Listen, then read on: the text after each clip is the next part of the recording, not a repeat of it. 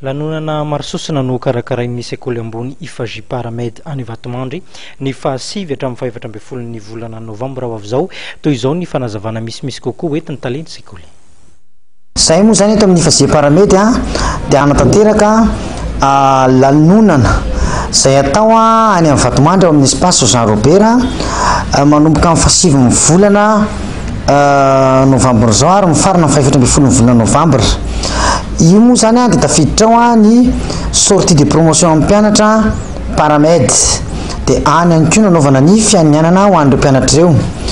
dia misy ihany koa zany ny fandraisana an'ireo mpianatra vaovao sy ny fanaovana bizutage ao anatin'izay ihany koa ny voyage d'étude amin'ny mpianatra zany zay tonga dia alefanay miaraka any ary ny tsy azo adino dia fitokananay ny trano vaovao ny IFJ sy ny fotodrafitra vaovaonay rehetra zany dia ho alefany daholo. Ny mpianatra rehetra moa zany dia tsy maintsy hoany daholo, obligatoire ny anay ny voyage d'étude dia tsy maintsy hoany daholo zahay ary efa tomombana tanteraka amin'ny fanomanana eo amin'ny lafin'ny ara sécurité ohatra dia efa nandrindra matanjaka mihitsy zay avy aty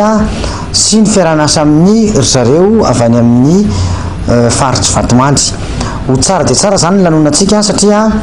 hôtely moa ny ipetrahany espace ao amin'ny Jean Robert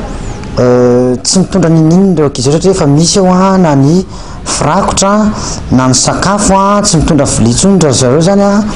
ny sakafo maraina atoandro hariva dia efa ao amin'ny hôtely any ny rehetra izay ilaina zany ary misy ny fety lehibe izay ataonay any zany